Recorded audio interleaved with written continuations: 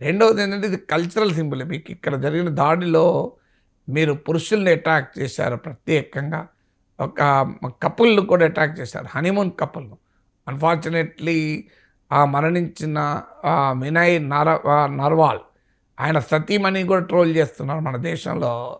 అదొక దుర్మార్గం అనుకోండి. ఆమె విద్వేషాన్ని పెంచకండి అని పిలిపించింది అంతే. విద్వేషాన్ని పెంచకండి అని పిలిపించినందుకు ఆమెపై కూడా ట్రోలింగ్ చేశారు. ఎంత అన్యాయమో చూడండి, హిమాంక్షి అని. సో అందువల్ల 26 ఏళ్ల లెఫ్టినెంట్ కల్నల్ పెళ్ళైన కొద్ది రోజులకే హనీమూన్కి వచ్చాడు. సో ఆ సింబల్, ఆ ఫోటో మనకి ఇప్పటికీ కూడా కళ్ళలో మెరుస్తుంది. భర్త శవం పక్కన కొత్తగా పెళ్ళైన పెళ్లి కూతురులాగా ఉన్న ఆ అమ్మాయి. అందువల్ల సింధూర్ ఏంటంటే మ్యారేజ్లో కూడా వాడతారు. అంటే ఒక రకంగా పహల్గామ్లో పాక్ ప్రేరేపిత తీవ్రవాదులు చేసిన నీచ కృత్యాన్ని కూడా సింబలైజ్ చేస్తుంది. సో అందువల్ల మీరు ఎలాంటి పని చేశారు చూడండి, మీరు ఏ రక్తాన్ని చిందించారు, ఎవరిపైన దాడి చేశారు, మీ అమానుష చర్యకు పరాకాష్ఠ ఏంది అనే దానికి కూడా సింబలైజ్ చేస్తుంది. అందువల్ల it's both A cultural symbolism, అదే సమయంలో హీరోయిజానికి కూడా సింబాలిజం. అంటే భారతీయ సాంస్కృతిక సింబల్స్ మనకు అందులో కనబడతాయి. అందువల్ల పేరులో ఏముంది అని అంటాం, పేరులో కూడా ఏం చేయాలి, మన కర్తవ్యం ఏంటి, లక్ష్యం ఏంటి అనేది కూడా రిఫ్లెక్ట్ అవుతుంది కదా. India strength, yes we will attack, we will respond with strength అన్నాం మనం. పాకిస్తాన్ వాడు చేసింది పిరికి పంద చర్య. అది ఆ నిరాయుధులపైన దాడి చేయడం పౌరుషత్వం అనిపించుకోదు, నిరాయుధులపైన దాడి చేయడం వీరత్వం అనిపించుకోదు. అందువల్ల నిరాయుధులను వరుస నిలబెట్టి వాళ్ళ మతం పేరు అడిగి వారు ముస్లిమేతరులను నిర్ధారించుకొని అటాక్ చేయడం అదేమన్నా గొప్పతనమా? అదేమన్నా మిలిటెన్సీ అవుతుందా? అదేమన్నా పౌరుషం ఉన్నవాడు ఎవడూ చేయడు. సో పౌరుషం అది పిరికి పంద చర్య. అరే పాకిస్తాన్కు మనం ఒక మెసేజ్ ఇవ్వడం, నువ్వు పిరికితనంతో బిహేవ్ చేస్తే మేము వీరత్వంతో స్పందిస్తాం, నీది యాక్ట్ ఆఫ్ కోవర్డీస్ అయితే మాది యాక్ట్ ఆఫ్ వాలర్ అని చెప్పడం కూడా ఈ పేరులో ఒక సందేశం. పహల్గాం దాడి తర్వాత భారతీయులంతా కోరుకున్నారు, ఖచ్చితంగా గట్టి బదులు ఇవ్వాలి, గట్టి గుణపాఠం చెప్పాలి పాకిస్తాన్కి అని చెప్పి. భారతీయులు ఆశించినట్టుగానే జరిగింది. ఆపరేషన్ సింధూర్ పేరుతో 9 ఉగ్ర స్థావరాలపై భారత మిసైళ్లు మెరుపు దాడి చేసి దాదాపు 100 మందికి పైగా ఉగ్రవాదులు చనిపోయినట్టుగా ఇప్పటి వరకు ఉన్న సమాచారం. సార్, షహబాజ్ షరీఫ్ అంటూ ఉన్నారు ఇది యాక్ట్ ఆఫ్ వార్ అని చెప్పి. సో వాట్ నెక్స్ట్ అనేదే ఇప్పుడు క్వశ్చన్. What next sir? అంటే ఒకటి మనకు అర్థం కావాల్సిందంటే ఒక సింగిల్ చర్య వల్ల తీవ్రవాదం అంతం కాదు. ఇట్స్ ఎ సిరీస్ ఆఫ్ చర్యల వల్ల మాత్రమే మనం తీవ్రవాదాన్ని ఎదుర్కోగలం. అందువల్ల it's not an event, it's a process. So చాలామంది భావోద్వేగాలతో దీన్ని ఈవెంట్గా చూస్తారు. ఇప్పుడు ఉదాహరణకు మనకు యూరిలో అటాక్ జరిగింది, 19 మంది సైనికులు చనిపోయారు. దాని తర్వాత మనం సర్జికల్ స్ట్రైక్ జరిపాం. తర్వాత పహల్గాం, మీకు పుల్వామా జరిగింది, సిఆర్పిఎఫ్ జవాన్లు 40కి పైగా చనిపోయారు. తర్వాత మనం బాలకోట్ స్ట్రైక్ చేశాం. తర్వాత ఇప్పుడు పహల్గాం దాడి జరిగింది. ఇప్పుడు మనం అందులో 27 మంది చనిపోయారు. మళ్ళీ మనము ఆపరేషన్ సింధూర్ పేరిట అటాక్ చేశాం, 90 నుంచి 100 మంది చనిపోయారు అంటున్నారు. సో ఈ cycle of attacks and counter attacks ఏం తెలియజేస్తుంది? కేవలం మిలిటరీ ఆప్షన్ ద్వారా మాత్రమే తీవ్రవాదాన్ని పూర్తిగా అంతం చేయలేం అని చెప్పి మిలిటరీ ఆప్షన్ ఉండకూడదా? ఖచ్చితంగా మిలిటరీ ఆప్షన్ ఉండాలి. అందువల్ల surgical strikes correct, Balakot strikes correct, operation Sindoor correct. దీంట్లో ఏమీ భిన్నాభిప్రాయానికి అవకాశం లేదు. కానీ ఈజ్ ఇట్ అడిక్వేట్ అంటే అక్కడే ప్రశ్న. ఇది సరైన చర్య, చాలినంత చర్య అన్నదే క్వశ్చన్. చాలినంత చర్య ఏంటి? ఒకటి, మనము కాన్స్టాంట్ ప్రిపేర్నెస్, ఏ రకమైన భద్రతా లోపాలు లేకుండా జాగ్రత్త పడాలి. దొంగతనం జరగటానికి దొంగ చేసే దొంగ పనే కాదు, మన అజాగ్రత్త కూడా కారణమవుతుంది. మనం ఇంట్లో అయినా ప్రయాణంలో ఉన్నైనా నా బ్యాగ్ దొంగతనం అయింది, వాడి దొంగ గుణం వల్లనే దొంగతనం అయింది అనుకుంటే పొరపాటు. మన అజాగ్రత్త, మన భద్రతాపరమైన కట్టుదిట్టమైన ఏర్పాట్లు జరగాలి. ఎందుకంటే ఆల్రెడీ పహల్గాంలో దాడి జరిపిన వారు ఇంకా దొరకలేదు, ఇంకా వాళ్ళు అంతం కాలేదు. ఇంకో 70 మంది ఫారిన్ టెర్రరిస్టులు కశ్మీర్ లోయలో ఉన్నారు అని అనుమానం. సో దేశంలోని ఇతర ప్రాంతాల్లో కానీ కశ్మీర్లో కానీ అలజడి సృష్టించటానికి పాక్ ప్రేరేపిత మూకలు, వారికి అండగా ఉండే స్థానిక స్లీపర్ సెల్స్ ఏదైనా చర్యకు ఉపక్రమించవచ్చు. అందువల్ల ప్రభుత్వము ప్రజలు అప్రమత్తంగా ఉంటూ ఫర్దర్ అటాక్స్ లేకుండా జాగ్రత్త పడాలి. ఎందుకంటే ఒక పెద్ద భూకంపం వచ్చిన తర్వాత ట్రెమర్స్ వస్తాయి. సో అందువల్ల ఇంత పెద్ద ఇన్సిడెంట్ జరిగాక పాకిస్తాన్ ప్రత్యక్షంగానో పరోక్షంగానో ఇండియా పైన రెస్పాండ్ అయ్యే ప్రయత్నం చేస్తుంది. ప్రత్యక్షంగా ఘర్షణ పడే ధైర్యం లేనప్పుడు ప్రాక్సీ వార్ చేస్తుంది. అందువల్ల పాకిస్తాన్ టెర్రర్ ఇన్ఫ్రాస్ట్రక్చరు మనము 9 ప్లేసెస్లో అటాక్ చేశాం, కానీ ఆ టెర్రర్ ఇన్ఫ్రాస్ట్రక్చర్ మొత్తం ధ్వంసం కాలే. అందువల్ల still that infrastructure is alive. అందువల్ల ఈ ఎల్ఓసి పైన ఫైరింగ్ కూడా జరుగుతోంది. దీంతో మరికొంతమంది లోపలికి ఇన్ఫిల్ట్రేట్ చేసే అవకాశం ఉంటుంది. అందువల్ల India should be prepared with perfect security operators. అంటే సెక్యూరిటీ లోపాలు జరగకుండా మనం జాగ్రత్త పడాలి. ఎందుకంటే ఈ పహల్గాం దాడి తర్వాత ఆల్ పార్టీ మీటింగ్లో కేంద్ర ప్రభుత్వం అంగీకరించింది భద్రతాపరమైన లోపం జరిగింది అని. ఎందుకంటే అక్కడ ఎవరు కూడా 4,000 టూరిస్టులు ఉన్నా ఒక్క జవాన్ లేడు. So that itself is an indication of security lapse. It's a big security labs.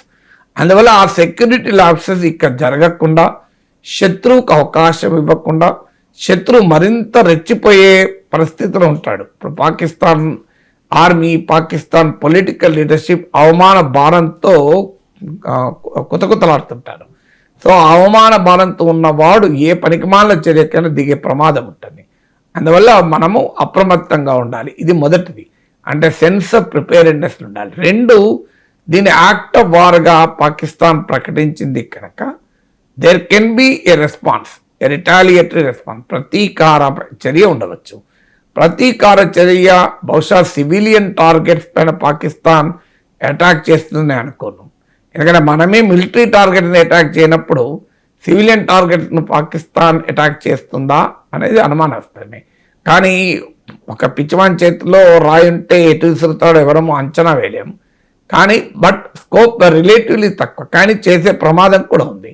ముఖ్యంగా మీకు మిలిటరీ స్థావరాల పైన గురిపెట్టే అవకాశం ఉంటుంది. అందువల్ల రెండవది మనము we have to secure hour military infrastructure. ఎక్కడెక్కడైతే మన మిలిటరీ ఇన్ఫ్రాస్ట్రక్చర్ ఉందో దాన్ని మనము అప్రమత్తంగా దాన్ని ప్రొటెక్ట్ చేసుకునే ఉండాలి. ఇవన్నీ భారత ప్రభుత్వం చేస్తుంది, నేను చెప్పాల్సిన అవసరం లేదు. కానీ నేను చెప్పేది ప్రజల కొరకు, మా ప్రభుత్వం కొరకు కాదు. ఇది రెండవది. మూడవది ఏంటి అంటే భారత ప్రజల్ని విడగొట్టే ప్రయత్నం చేస్తుంది ఒక భయంకరమైన ప్రాపగండ. దీనికి మనము పడిపోకూడదు. ఎందుకంటే పాకిస్తాన్ ఎజెండా ఏంటి? ఇండియాను మతపరంగా విడగొట్టాలి. ఇండియాను మతపరంగా విడగొడితేనే తన 2 దేశాల సిద్ధాంతం, 2 నేషన్ థియరీ లెజిటిమైజ్ అవుతుంది. అందువల్ల ఇక్కడ ఇండియాలో ఉండే కొంతమంది విద్వేషాన్ని రెచ్చగొడుతూ దీనికి ఊతాన్నిస్తున్నారు. మీకు లెఫ్టినెంట్ కర్నల్ వినయ్ నార్వాల్, ఆయన 26 ఏళ్ళ సైనిక అధికారి, పెళ్ళయి హనీమూన్కు పహల్గాంకి వస్తే తీవ్రవాదులు ఆయన మతం పేరు అడిగి చంపేశారు. ఆయన సతీమణి పాప హిమాన్సి అని ఆ చిన్నమ్మాయి, ఆమె ఇంకా ఆ గాజులు, ఆమె వేషధారణ చూస్తే కొత్త పెళ్లి కూతురులా కనబడుతుంది. ఆ ఫోటో చూసాం. ఆమె ఒక అప్పీల్ చేసింది, దీన్ని మీరు మతం కోణంలో విద్వేషాన్ని రెచ్చగొట్టకండి, కశ్మీరీలపై విద్వేషాన్ని రెచ్చగొట్టకండి అని పిలిపించింది. అంతే. ఆమె చేసిన తప్పు అనుకుంటా, అది వాళ్ళ కొంతమంది దృష్టిలో. అది ఆమె ఏమన్నది, శాంతియుతంగా ఉందాం, దేశాన్ని ఐక్యంగా ఉంచుదామంటే ఆమె పైన విపరీతమైన ట్రోలింగ్ జరుగుతుంది. పాపం భర్తను కోల్పోయారు ఆ చిన్న వయసులో అనే సింపతి, మానవత్వం కూడా ఉండదా మనుషులకు? ఆమె పైన ట్రోలింగ్ చేస్తున్నారు. ఎంత దూరం? ఓకే, ఆమె అభిప్రాయం మీకు నచ్చకపోతే అంగీకరించకండి. నేషనల్ కమిషన్ ఫర్ ఉమెన్ కూడా రెస్పాండ్ అయింది. సో ఇలాంటి విద్వేష చర్యల వల్ల శత్రువు లాభపడతాడు. మీకు ఇలాంటి విద్వేష చర్యలు ఎప్పుడు కూడా ప్రత్యర్థులకు ఉపయోగపడుతుంది. అందువల్ల దేశంలో విద్వేషాగ్ని రగలకుండా దేశం యునైటెడ్గా, పొలిటికల్లీ యునైటెడ్, సోషల్లీ యునైటెడ్. ఇవాళ మన ఏకైక శత్రువు ప్రతి భారతీయునికి పాకిస్తాన్ శత్రువు. ప్రతి భారతీయునికి పాక్ ప్రేరేపిత తీవ్రవాదులు శత్రువు. ఈ ఫోకస్ పోకుండా పాకిస్తాన్కు ఉపయోగపడేలా మన చర్యలు ఉండకూడదు. సమాజం కూడా అందుకు సిద్ధంగా ఉండాలి. సో అందువల్ల ఒక దశ దాటి భావోద్వేగాలను రెచ్చగొట్టి పాకిస్తాన్ చేయలేని పని మనం చేసుకోవద్దు. పాకిస్తాన్ భారతదేశంలో రక్తాన్ని చిందించలేకపోతుంది పూర్తిగా. ఒక 26 మందిని పొట్టన పెట్టుకుంది, కానీ నిరంతర రక్తపాతం పాకిస్తాన్ కోరుకుంటోంది. అది పాకిస్తాన్ చేయలేని పనిని మన దేశంలో కొంతమంది విద్వేషాన్ని రగిలించి చేస్తే ఆనందపడేది పాకిస్తాన్ కదా. అందువల్ల India society should be United. శత్రువు పైన ఏకోన్ముఖమైన పోరాటం చేయాలి. 4వది డిప్లొమాటిక్ అగ్రెసివ్గా అఫెన్సివ్. అందువల్ల ఇండియా చేయాల్సిన 4వ పని ఏంటంటే దౌత్యపరమైన చర్య పెద్దది. ఇప్పుడు ఆల్రెడీ మొదలైంది. ఆల్రెడీ ఈ మిడ్ నైట్ దాడుల తర్వాత India speaking to all the nation. ఆ మాటకు వస్తే పహల్గామ్ ఇన్సిడెంట్ తర్వాతనే మొదలైంది. మనం G20 రాయబారులతో ఫారిన్ మినిస్టర్ మాట్లాడారు, ఇప్పుడు ఆల్రెడీ మాట్లాడుతున్నారు. సో అందువల్ల ఈ డిప్లొమాటిక్ అఫెన్సివ్, ఎందుకంటే ప్రపంచము ఎలా స్పందిస్తుంది దీనికి? ప్రపంచం ఆందోళన ఏంటంటే ఇది ఎస్కలేట్ కాకూడదు. 2 అణ్వస్త్రాలు కలిగి ఉన్న దేశాలు కనుక ఇది అనుయుద్ధంగా పరిణమించకూడదు అని. సో అందువల్ల ప్రపంచాన్ని మనము ఒక రకంగా ఎడ్యుకేట్ చేయాలి. So we need partners, not preachers and foreign minister అన్నట్లు we should bring more and more partners. Global diplomatic offensive ద్వారా ప్రపంచాన్ని మన వైపు ఉండేలా చూసుకోవాలి. 5వది counter the Pakistan propaganda war. Pakistan ఒక భయంకరమైన ప్రాపగండా వార్ మొదలుపెట్టింది. అసలు ఏమీ జరగలేదని మొదలన్నది, అసలు మేమే ఒక 5 ఇలా చాలా చెప్తుంటారు. గ్లోబల్గా కూడా పాక్ ప్రాపగండా వార్, ఇదేదో విక్టిమ్గా దీని యాక్ట్ ఆఫ్ వార్ అని ప్రకటించి మాపై భారతదేశం యుద్ధం చేసింది, మాపై భారతదేశం దాడి చేసింది అని మేము అమాయకులం అనే ఒక వాదన పాకిస్తాన్ చేస్తుంటాం. ఇది నాన్ స్టేట్ యాక్టర్, మేము కూడా టెర్రరిజం బాధితులము. ఇది ఈ ప్రాపగండా వార్ను మనం కౌంటర్ చేయాలి. 5వది. 6వది నాన్ మిలిటరీ స్ట్రైక్. ఇది నాన్ మిలిటరీ ఆప్షన్స్ కూడా ఉంటాయి. ఆల్రెడీ అది మొదలు పెట్టాం. ఎకనామిక్ ఐసోలేషన్ ఆఫ్ పాకిస్తాన్, దాన్ని ఇంటెన్సిఫై చేయాలి. ఆల్రెడీ సింధు జలాల ఒప్పందాన్ని నిలిపివేశాం. IMF బెయిల్అవుట్ ప్యాకేజ్ రాకుండా IMFలో ఒత్తిడి చేస్తున్నాం. మనకి ఎక్కడున్న అవకాశం ఎంత ఉంటుందో చెప్పలేం, కానీ ఒక ప్రయత్నం అయితే చేస్తున్నాం. Financial action task force terror financing విషయంలో పాకిస్తాన్ ఒక కన్నేసి పెట్టింది. సో దీన్ని గ్రే లిస్ట్లో ప్రకటించండి, బ్లాక్ లిస్ట్లో ప్రకటించండి, అక్కడ ఒత్తిడి తెస్తున్నాం. పాకిస్తాన్తో ట్రేడ్ ఆపేశాం. ఇప్పుడు పాకిస్తాన్ 3rd కంట్రీ ద్వారా ఇండియాకు పంపించాల్సిన వస్తువులను చూస్తుంది, దాన్ని కూడా ఆపడం. సో ఈ రకంగా పాకిస్తాన్ 6వది ఏంటంటే పాకిస్తాన్ ఎకనామిక్ ఐసోలేషన్. డిప్లొమాటిక్ ఐసోలేషనే కాకుండా ఎకనామిక్ ఐసోలేషన్ అనేది 6వది. 7వది స్టేట్ ఆఫ్ మిలిటరీ ప్రిపేర్నెస్. అంటే పాకిస్తాన్ వెంటనే రియాక్ట్ అవుతుందా, తర్వాత రియాక్ట్ అవుతుందా చెప్పలేం. అందువల్ల ఏమరపాటుకు ఉదాసీనతకు అవకాశం లేదు. So complete state of military ప్రిపేర్నెస్లో ఇండియా ఉంటుంది. సో పూర్తి స్థాయిలో మన ఆర్మీ, నేవీ, ఎయిర్ ఫోర్స్ యుద్ధ సంసిద్ధతలో ఉంటుంది. యుద్ధ సంసిద్ధతలో ఉంటూ తన ఏ క్షణమైనా పాకిస్తాన్ నుంచి జరిపే దుర్మార్గాన్ని ఉంటుంది. పాకిస్తానే కాదు, పాకిస్తాన్కు బంగ్లాదేశ్ కూడా తోడైంది ఇప్పుడు. సో అటువైపు నుంచి కూడా చొరబాటు